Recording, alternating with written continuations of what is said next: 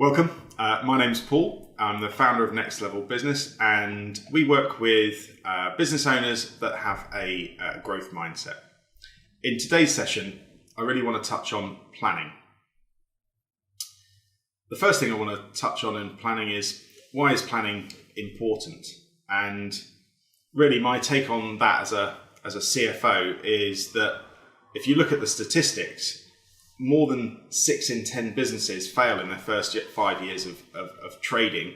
And after that, there's still a reasonably high failure rate in businesses. So I look on planning as a tool and a process to really enhance your chances of success. And the old adage, if you don't plan, you can expect some poor performance in future. I think planning is an underrated tool to help a small business and indeed large businesses to have a better chance of success.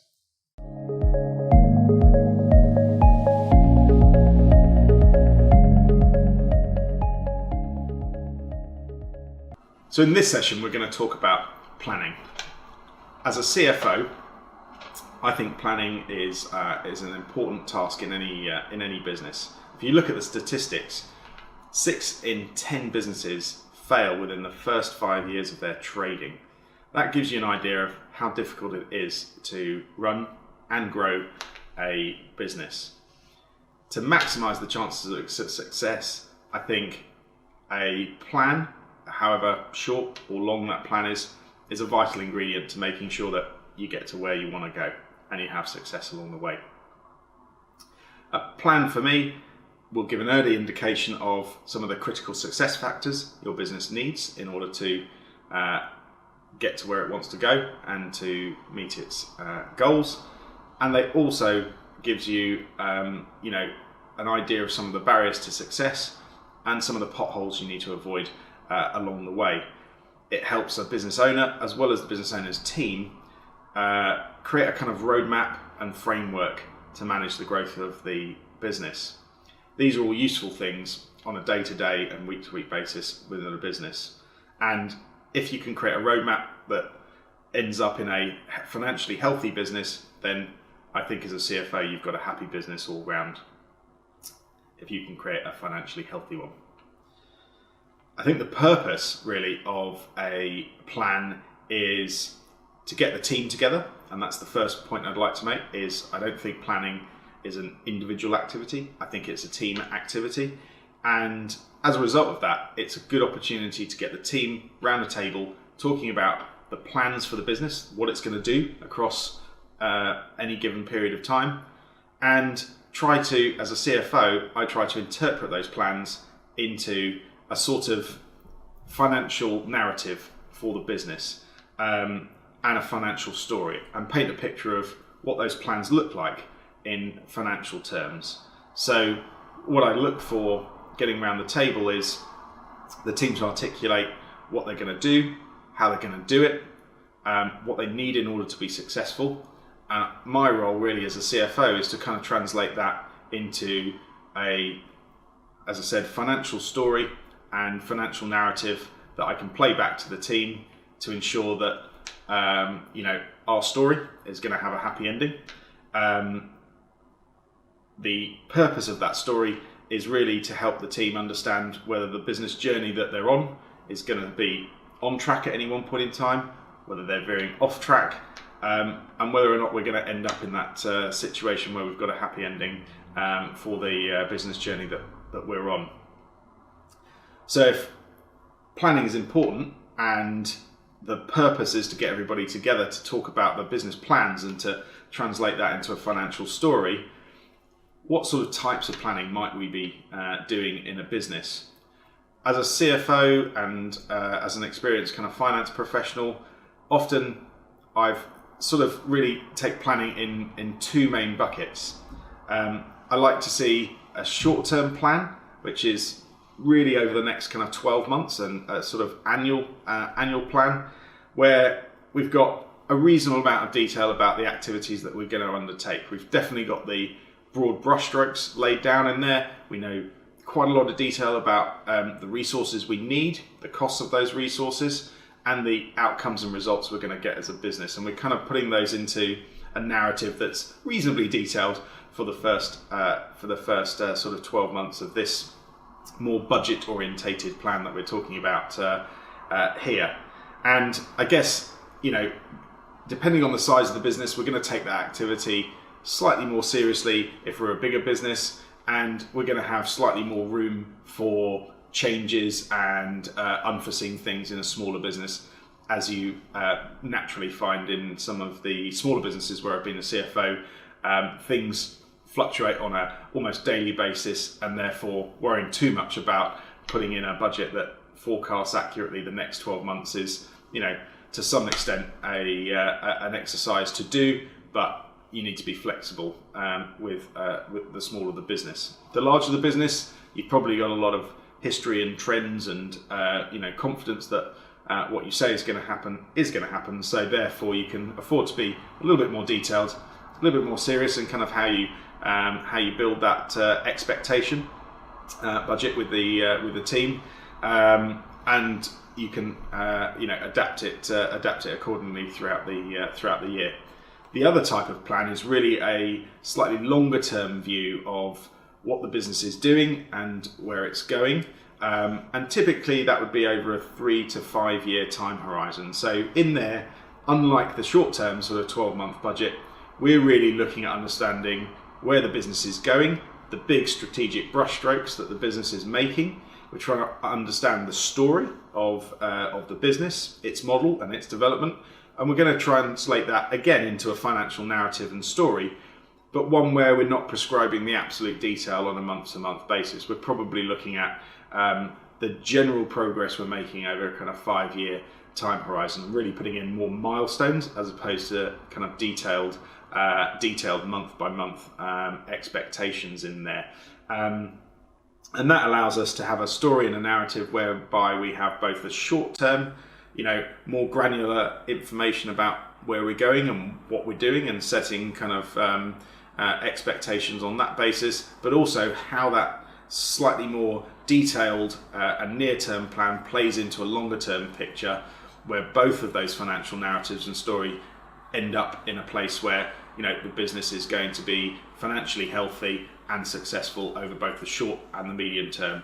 And I think if we do that and achieve that visibility in a business, the value of planning, I don't have to sit here and explain to you, that's going to be valuable for a business and increase the chances of success. And that's what we all want.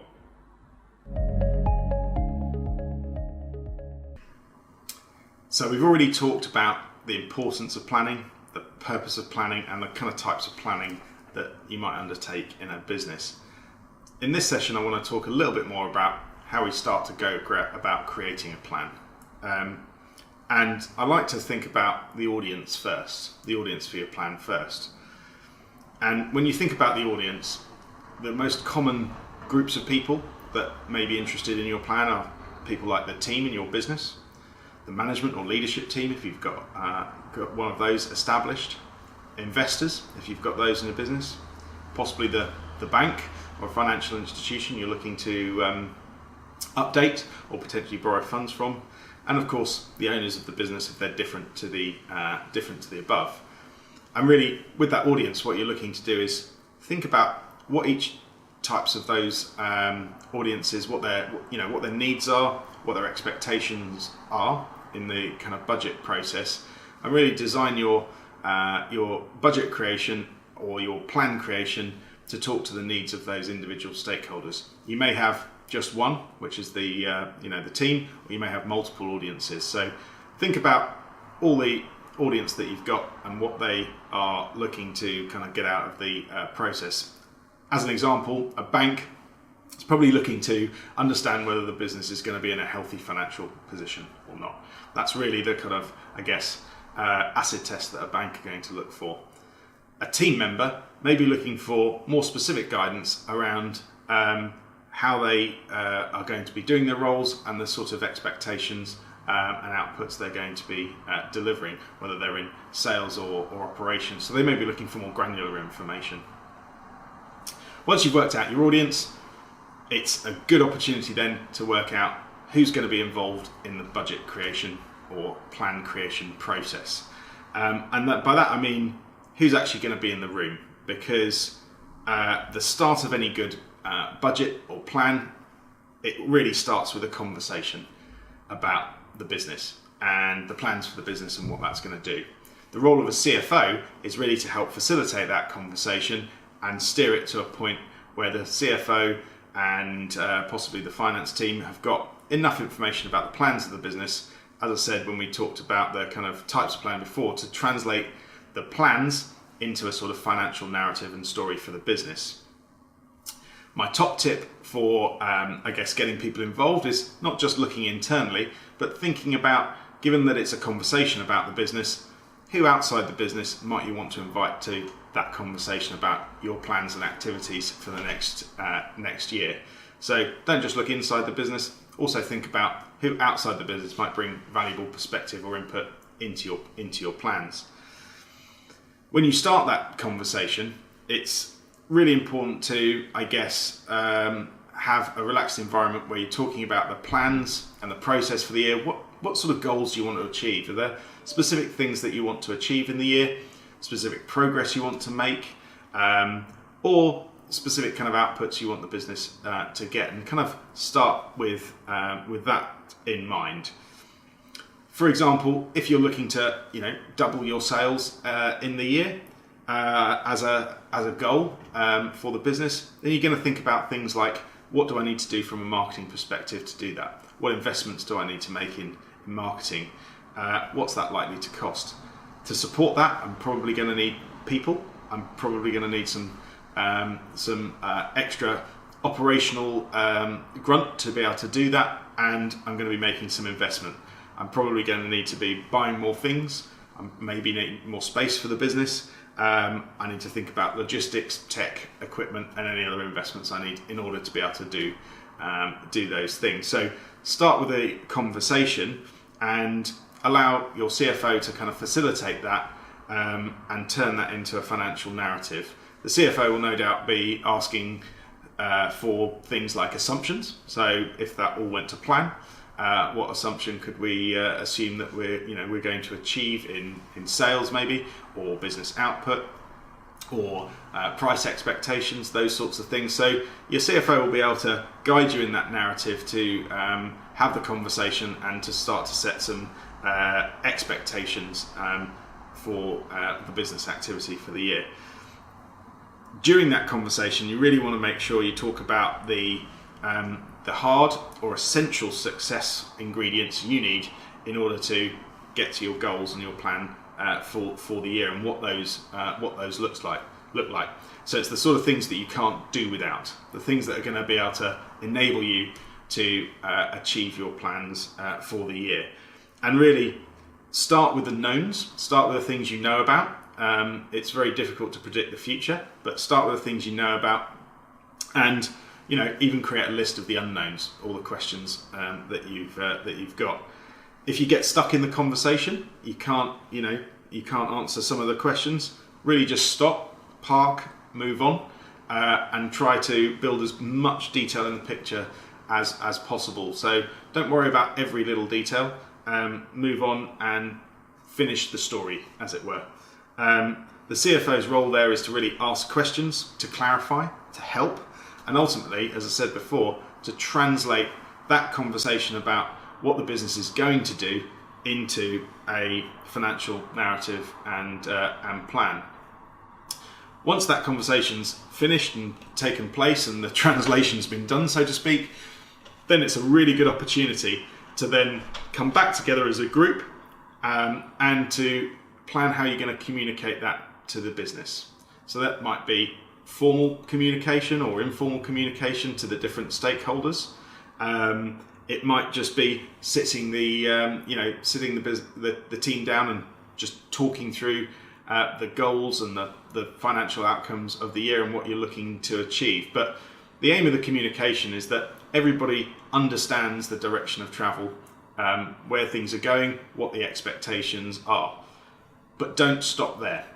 Don't just communicate once at the start of the year for a budget. I see that mistake as a CFO a lot, and I think communicate by all means the start of the budget, but make sure you communicate as you go through the journey of the year if you're creating a 12-month budget, or over multiple years how you're sticking to the plan. So regular communication, short, sharp and punchy, is better than communicate once and forget, in my opinion. And that will then allow you to create a meaningful budget based on a meaningful conversation of what the business's plans are for the year, translate that into financial story and expectations, and ensure everybody understands where the business is going and what the results are to be expected.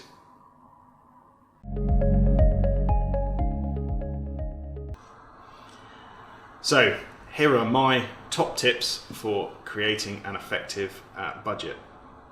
First of all, with any budget, you need to know where to start. And my top tip is to start with a conversation with your team about your plans and your activities you're going to do as a business. Don't start with the financial numbers, start about the activities that you're going to do and build from there. The second top tip is don't overcomplicate it, especially if you're a smaller business. Make sure you're having a conversation about the key activities, your key goals for the year, and you're not getting bogged down in too much detail. It's better to have a budget than to have something that takes, too much time and everybody resents doing because it's tedious, laborious, and in too much detail for anybody to realistically care. My third tip is really budget for the entire year and in the amount of detail you need for your budget to be effective even in your business. And that really means understanding your a budget that's appropriate for your business size, appropriate for your business complexity, and appropriate for the resources and risk that you're in your business. Your CFO will help to, give some input on thoughts on that before they start the budget process, but make sure you get the right time period and the right level of detail for your business. After that, my next tip is probably around communication. Just like with any business activity, communicating is absolutely vital. At the start, when you create your budget, make sure you communicate what the budget looks like, the big numbers, the big expectations, and make sure you communicate it to the right people in your business, all the stakeholders, anybody who's going to find value from understanding your financial story for the year. And make sure that you don't just communicate at the start, you communicate throughout your financial year, how you're doing against budget, what things are going right, what things are going off plan, any adjustments that are going to be made. Constant communication means everybody's got the same information, the same context in the business, and are able to pull together in the same direction to achieve your goals. Even if inevitably things always don't go to plan, it's much easier to make the team adjust their activities if everybody's on the same page. My final tip is really that effective budgeting isn't a solo activity. It isn't something a CFO or a finance team would do on their own. It's really a team event and should be viewed as such. And by that I mean get the team involved in the conversation around the business activities, get the team involved in the process of creating the budget, get the team involved in reviewing the budget, and make sure that the team are together and singing from the same song sheet throughout the year in terms of plans, meeting plans, expectations, changes that need to be made. If you do all of that, you'll not only have an effective budget, but you'll increase your chances of having business success, because success isn't manufactured by luck. Success is built, and if you build a good budget, you'll be able to build a good business.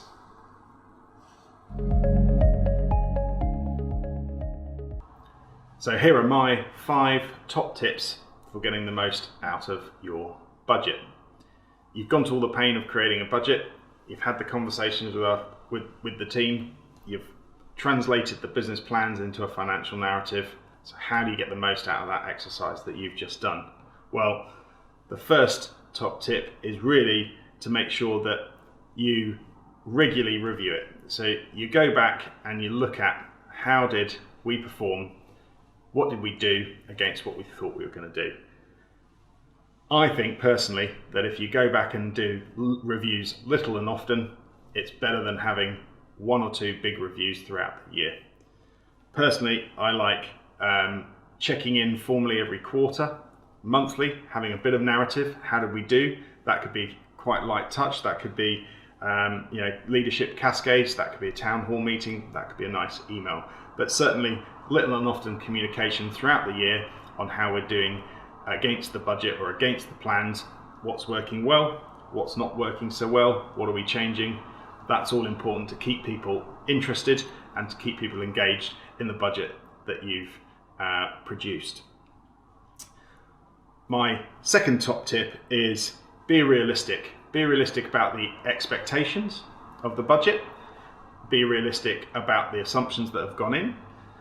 If you create an unrealistic budget, it creates disengagement with the plans, the numbers, and a sense of we're just now, hoping for the best, or it's going to be some random outcome. So keep the budget realistic, but also set expectation that you can't forecast everything.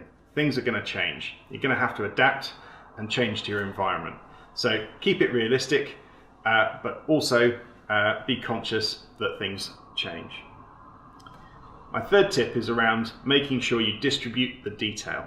So when you put a budget together, you're going to have detail in that budget that's going to be relevant to different people in the business.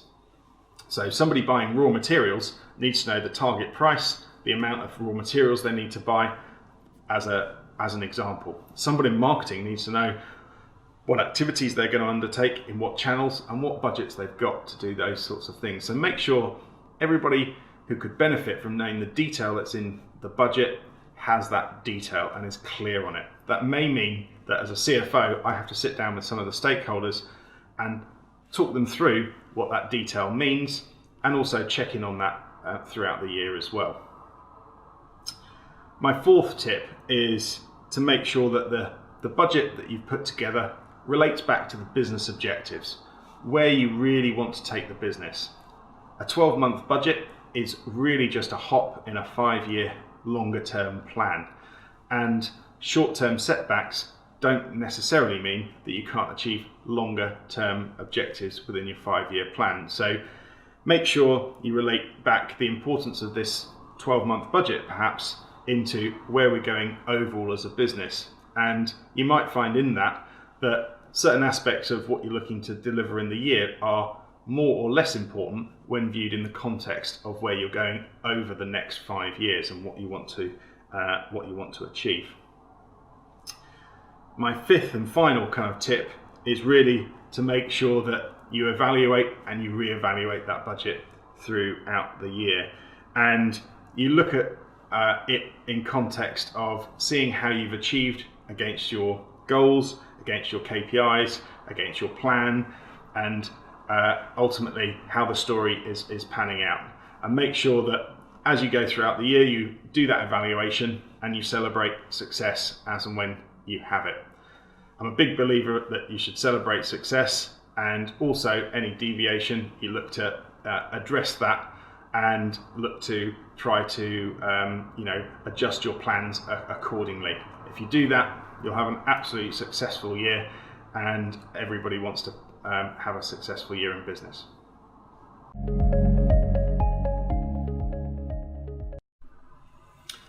So here are a few common misconceptions about creating budgets or plans.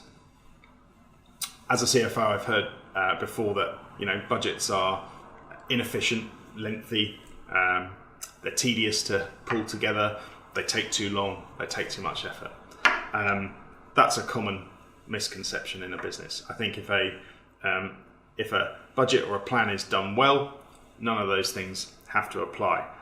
Ultimately, if a plan or a budget is done well, it can enhance the culture of business by creating a healthy financial awareness, bringing people together under a common goal or umbrella, and also provide assistance for people to carry out their roles and tasks. So I think it's perfectly easy to sort of bust that myth if you do a great budget. Other misconceptions around budgets being inflexible, or we can't adapt the budgets to fluctuations or to changes. I'd actually flip that on its head and say that a budget or a plan is your best estimate of the likely outcomes of business activity when you set them out. And if things change, it's a perfect opportunity to get around the table with the team, with the leadership team, and talk about what's changed since we last had a conversation, why it's changed, and what, if anything, we're going to do differently. So don't view it as being inflexible, perhaps view it as an opportunity to discuss why things are not going the way that we thought they were going to go, what's changed, and whether we're going to do anything or pivot as a result. The third misconception that I hear a lot is that the data is unreliable, or you can't predict the future, or it's slightly unrealistic in terms of the budget. And I'd say, well, a good budget has a healthy degree of realism in it. It works on the known information and data at the time, but it pulls that information from all the stakeholders and the team in the business. It doesn't just rely on one person to input into that. It's about the collective knowledge of everybody in the team. And there's lots of things you can predict. You can predict what the rent's going to be. You can predict what you're going to get paid next month. You can predict the cost of what you're selling goods or services for. You can probably predict what you're going to be buying goods and services for to a large degree as well. So there's a lot of knowns in there if you really start to think about it. So it doesn't have to be unreliable, unrealistic, or hard to put together. There's a lot of known things. You just need to bring those to the fore when you have the conversations about your plans for the budget in the year. That's a few misconceptions. Hopefully I've given you something to think about there and some impetus to perhaps think about creating a budget or a plan for your business.